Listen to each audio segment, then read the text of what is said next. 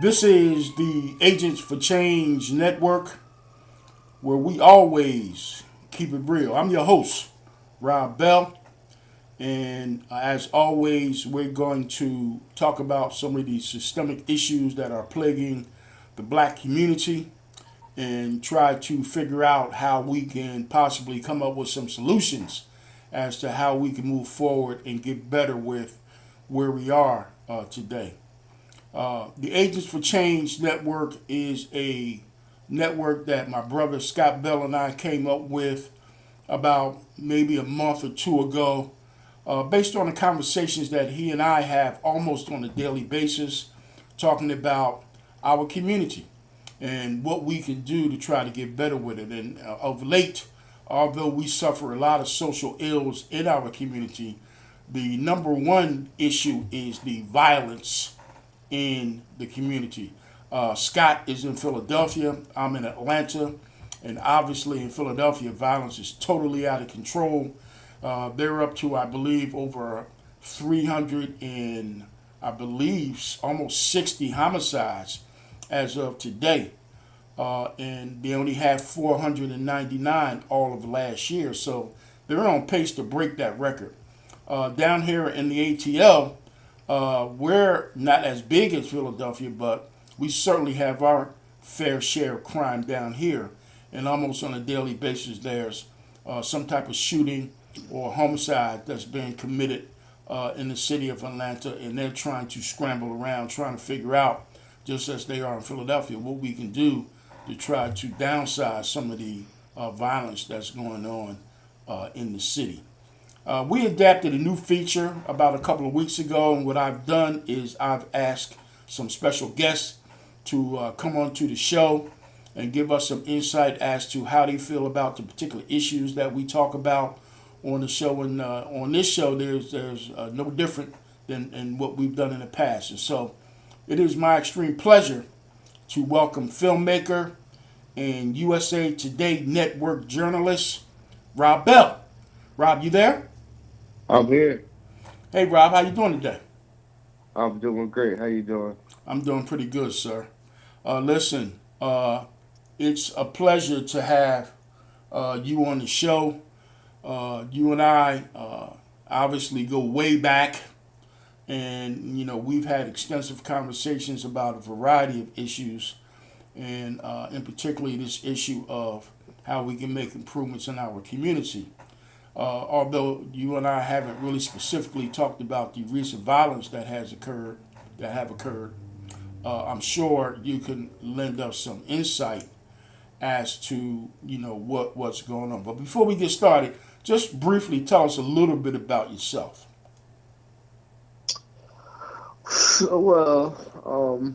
I born in Rochester, raised in Philadelphia, spent some time in Chicago, spent some time in LA. Um, been studying to be a filmmaker for since I was about 18. Made a couple films, some short films, featurette, documentaries. Done a lot of writing over my career since I graduated from film school in 2015, and just recently landed kind of my first big writing job with Rochester's Democrat and Chronicle, which is the main newspaper in Rochester, New York, which is a part of the USA Today network.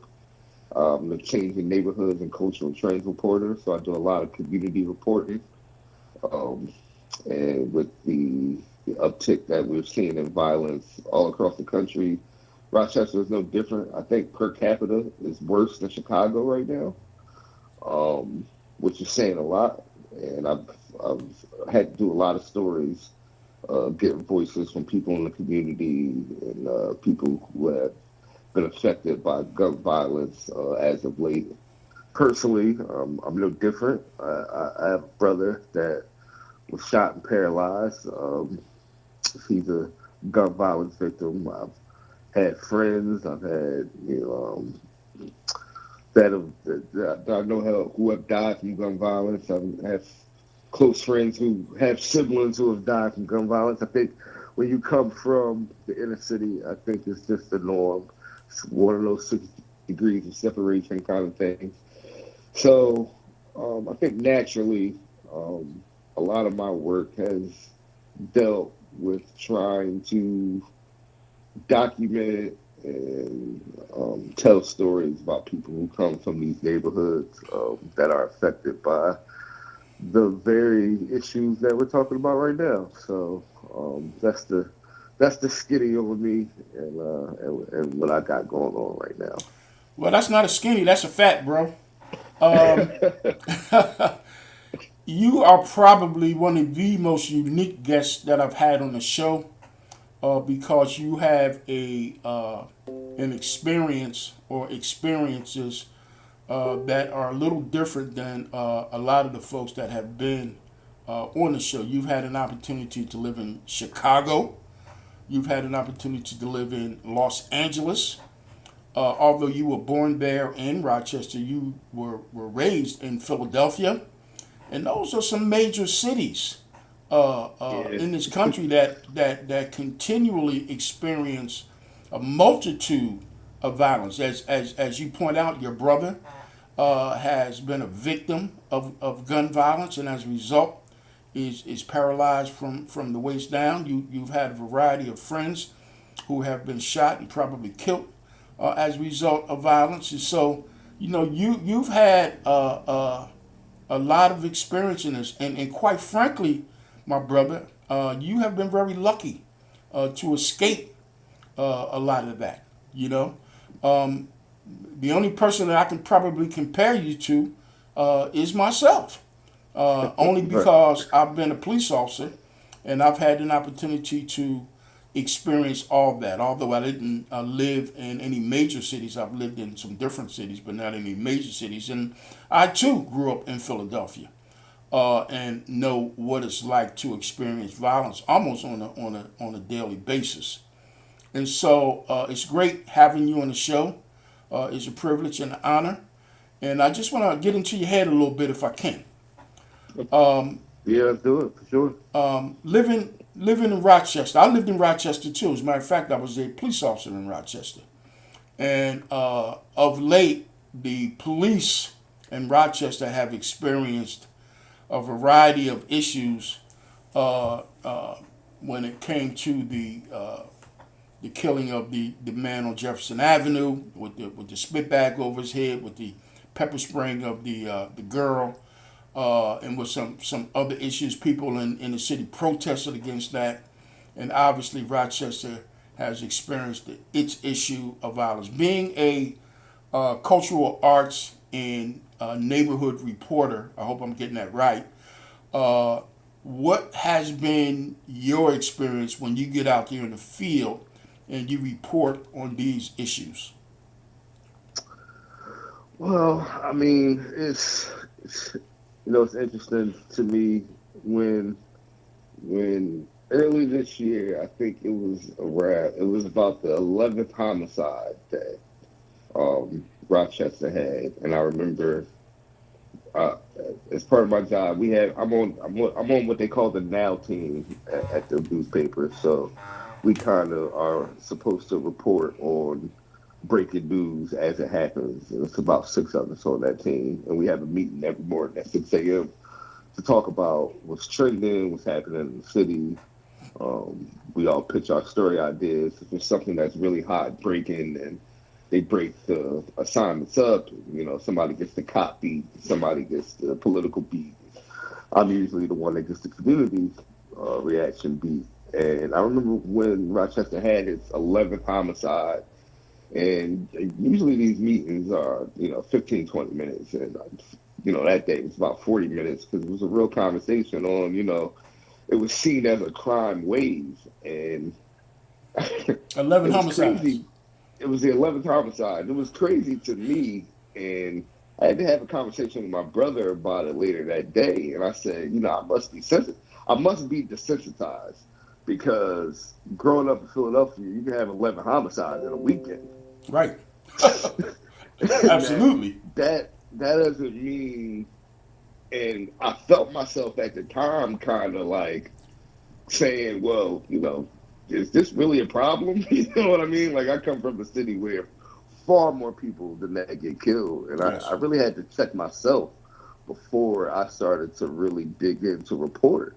Um, because, I think when you grow up in a big city, when you live in different, like you said, in cities like Chicago and LA, when you're from the inner city and you're black, especially as a male, you get so desensitized to murder that it's almost as normal as hearing the weather every day.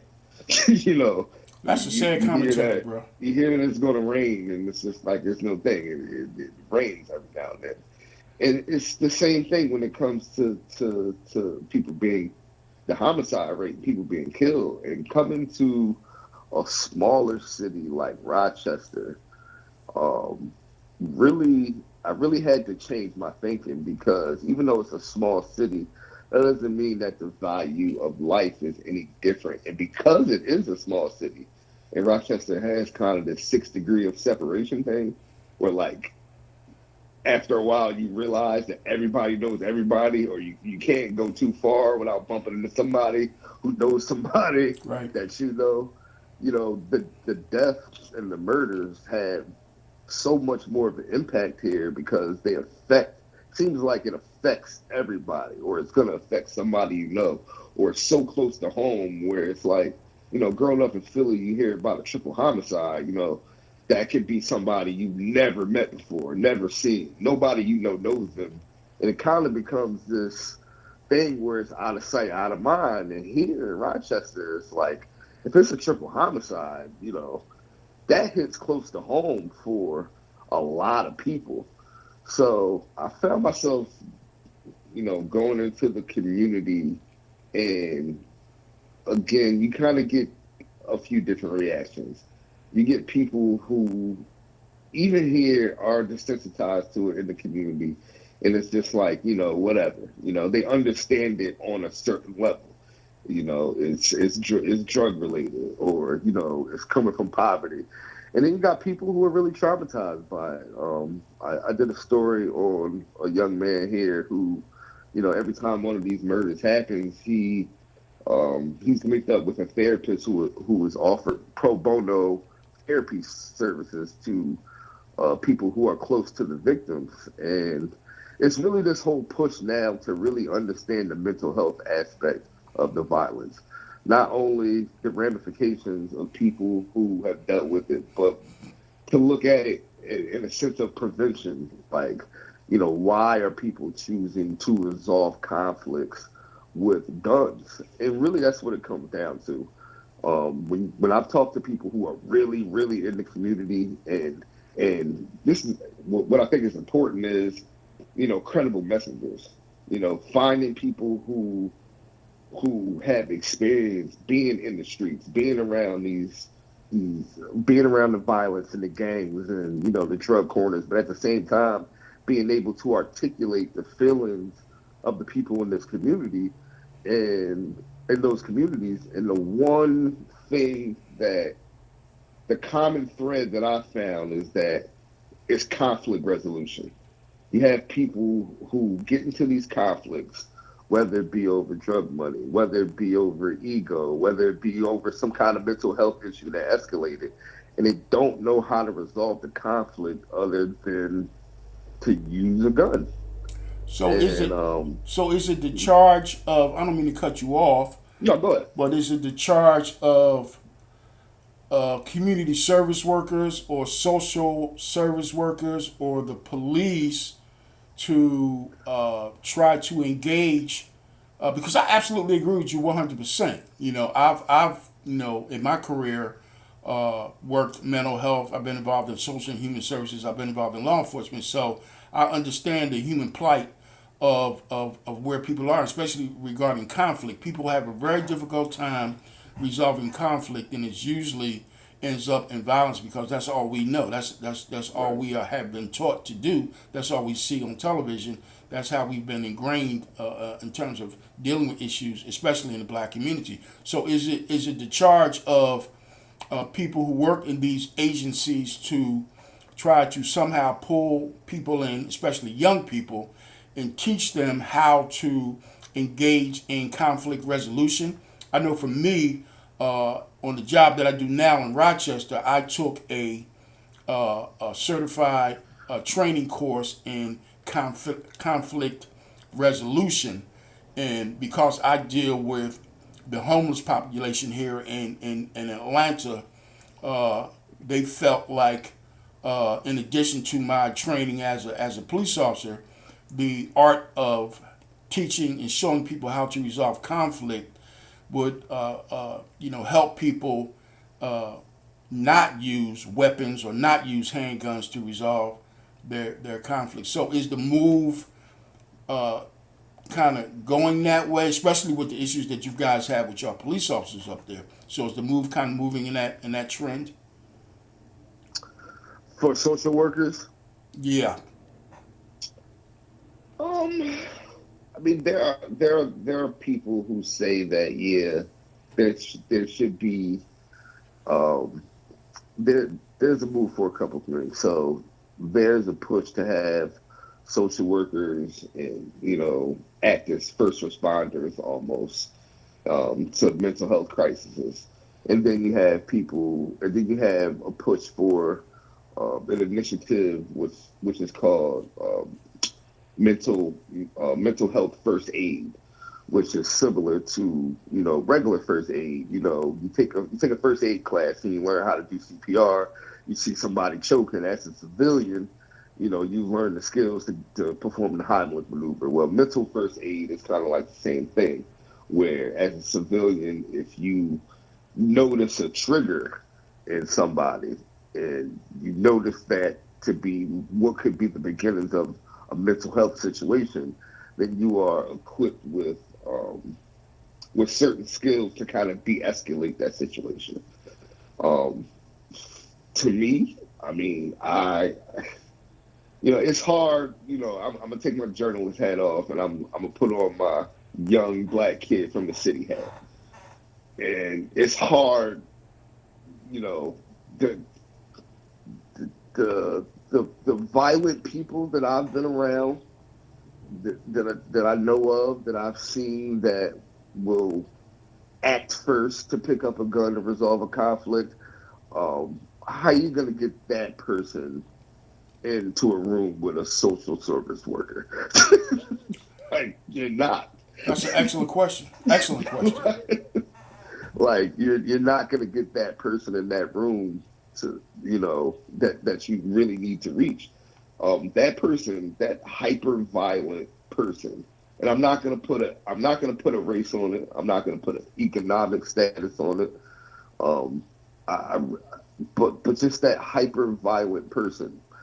Look, I won't put a race on it, but I don't think you can talk about any of this without talking about some of the societal issues, right?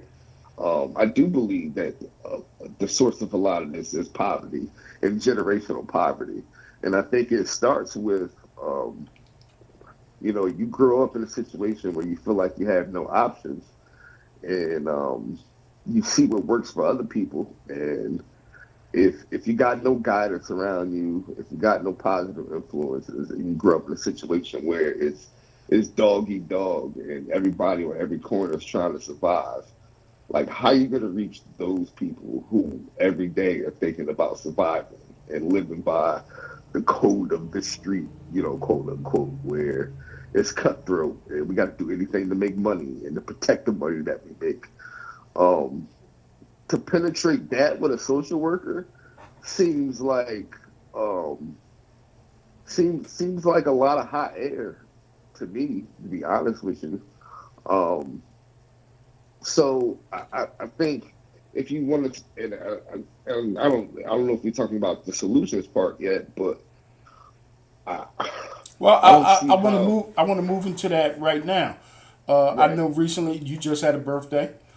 right. You are a young man in his early 30s, mid 30s, and I want you to keep your young black man from the hood hat on and tell me, from that perspective, what can we do? What are maybe some of the solutions we can come up with to try to get past this? Because once whoever figures this out, it's going to or should be used as a best practice model to get saturated all over the countries, especially all over the country, especially in some of these major cities. Because I wholeheartedly agree with you, Rob. You're not going to get that hyper violent person in the room with a social worker, and when you do, they don't want to have and don't want to hear nothing that that person has to say, because the first thing they're going to No. say is, "You have not lived my life. You don't know Yeah. where I'm at in my life." And for you, with your college degree and all your damn smarts, to come at me and try to, for lack of a better word, change my thought process, it ain't gonna happen. Yeah, for So sure. so so where are you as a young black man from the community with what we can do to try to come up with some resolution? But I think we need credible. I think we need more credible messages first. I think we need to.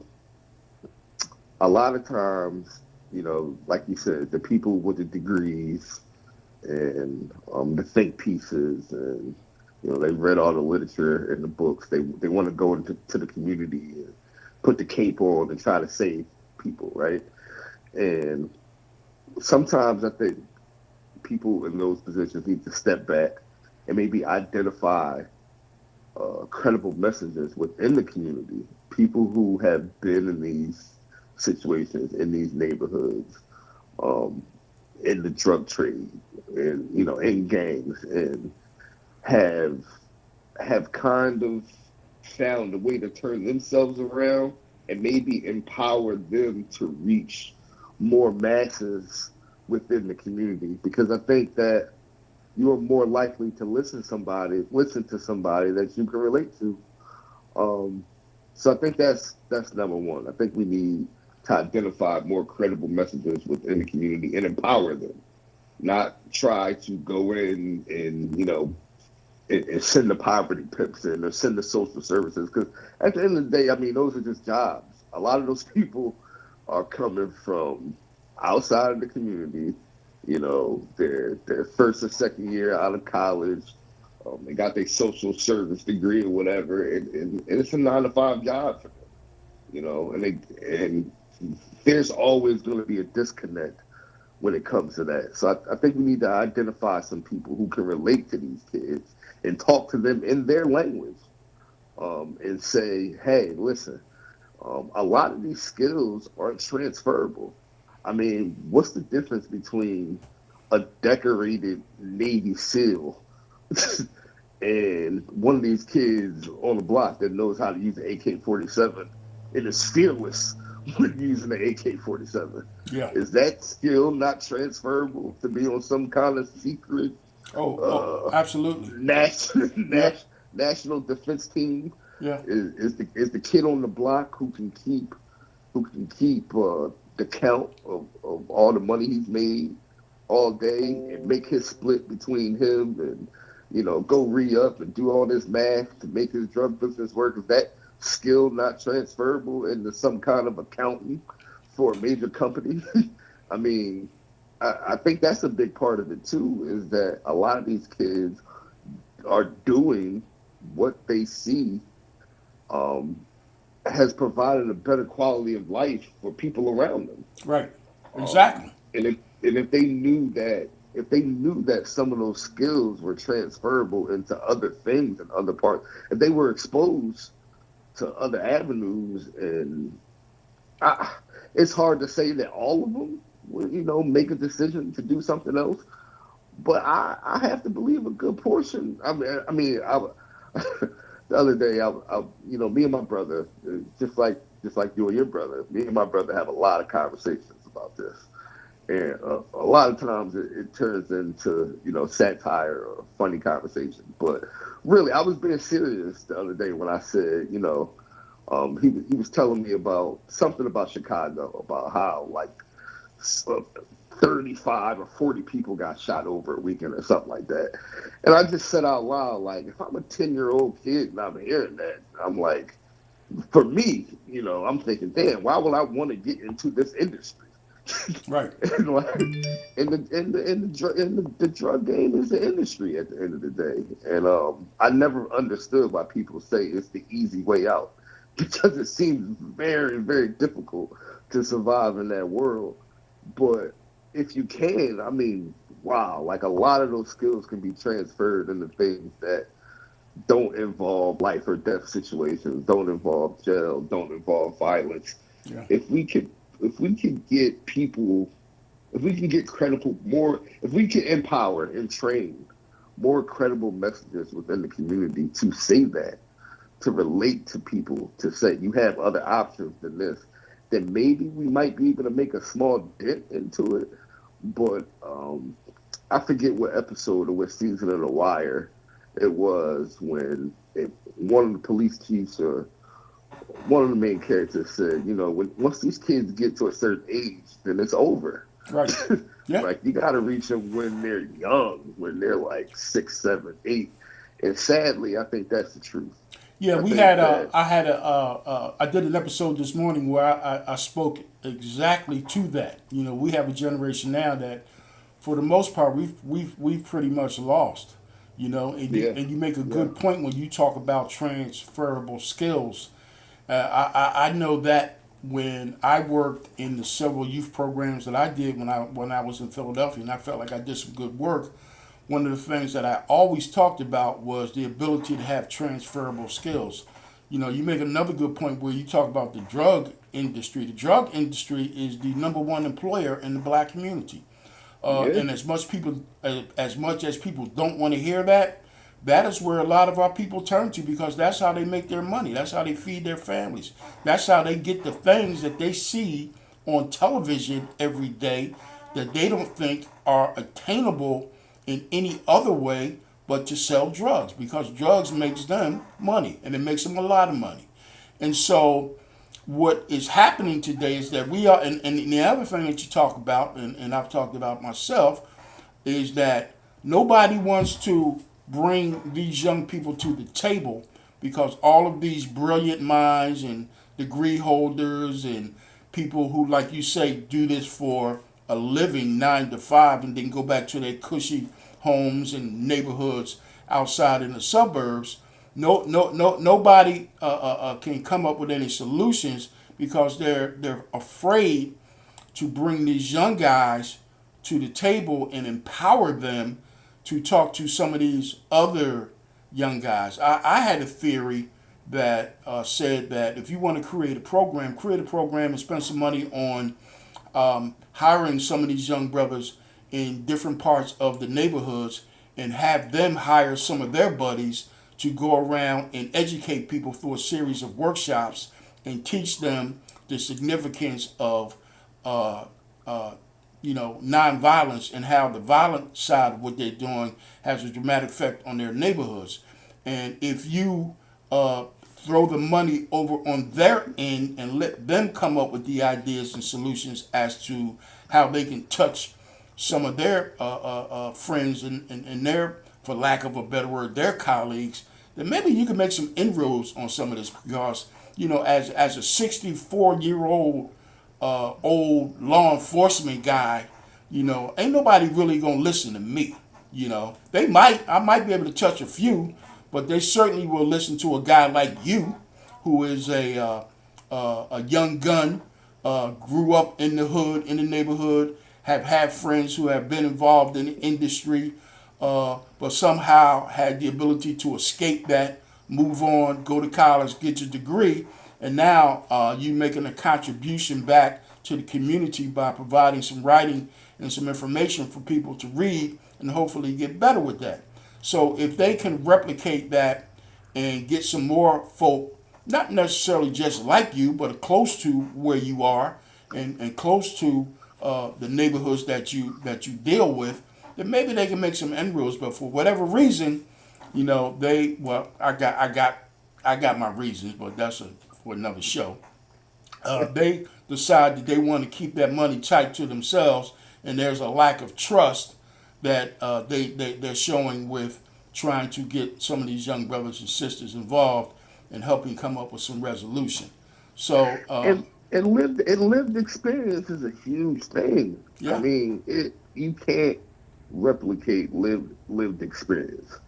You can read you can read every book you want on psychology and sociology and this and that, and you still gonna have a disconnect trying to talk to these kids because they can smell it from a mile away Yes. that you have never lived the life that they have lived, and it's just not willing to listen Right. unless you catch them early, unless you catch them super early. That's right. So I think that's a good point you make, that a lot of this money that they want to throw around for nonprofits and these programs and going in these communities, it might, you know the you might not be able to reach the 18-year-old, but you can find the 18-year-old that, because I think that a lot of times people want to paint this as black and paint people want to put people in these black and white categories, right? And there's a lot of nuance when it comes to this violence. Yeah. There might be guys out there in the drug game, and that don't mean that they bad people. Right. They might make bad decisions. They might disregard certain moral things to survive. But it's a lot of people in that game that know that that know better, for lack of a better term. And what if you were to say, okay, what if you were to give that 18, 19-year-old kid that $35,000 a job, Right. $35,000 a year job, Right. and say, okay, run this program for the 9, 10, 12 year olds, the That's right. next That's generation right. coming up? Oh You man. know, Oh, you speaking my language, brother. how much would that change? I mean, in the drug game, they might only be making that much a year, Right. and what Right. they doing already. Yeah. In So actuality, you nobody's out there making $100 million like people think they are. They're exactly, not. everybody's not a kingpin, That's right? right. That's right.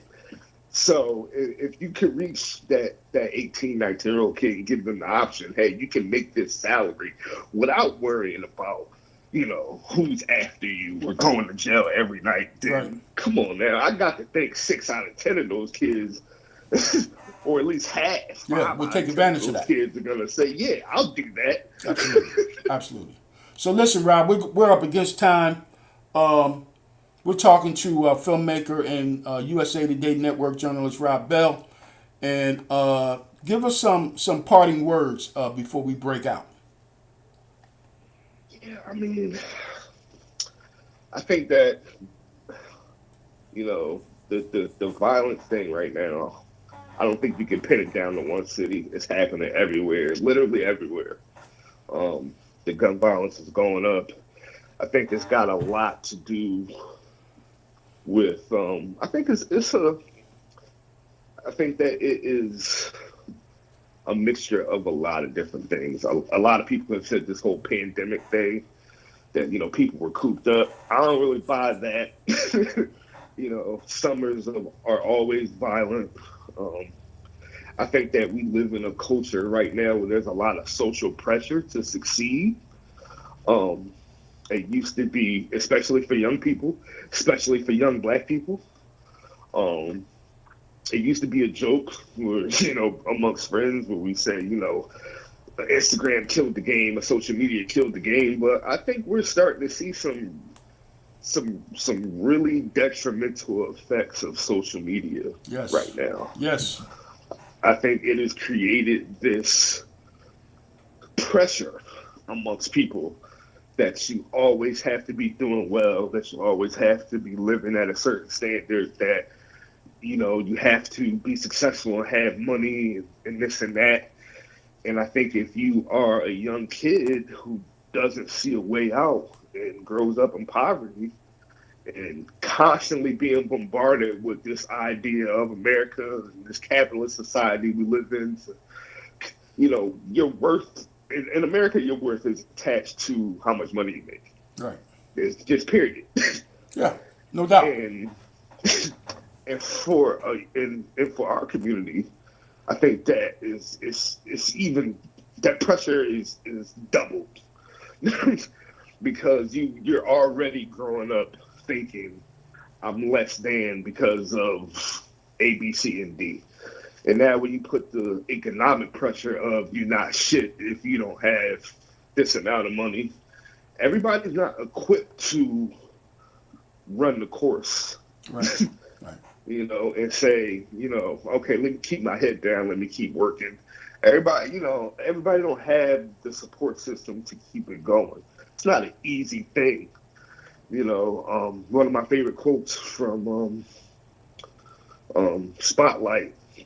They say it takes a village, to raise a child. Or it takes a village to abuse one as well. Yep. How about that? Yeah. So, So it's not just one thing. It's this system, and I know that's very broad, but I think that we have to start at the same time. We have to start taking some personal responsibility, every single one of us, to to to empower each other to do better. I really think, you know, we can scream, it's the system, it's the system, it's the system to the top of our lungs, but the system is going to be the system as long as America is America. yeah. As long as money is good, as long as I still feel like we still in the Gordon Gecko. Greed is good, Yeah. you know, Yeah. like that's still us. And I think it's a good thing that mental health is being brought to the forefront right now in America, because I think that is the root of it. Because at the end of the day, it comes down to decisions.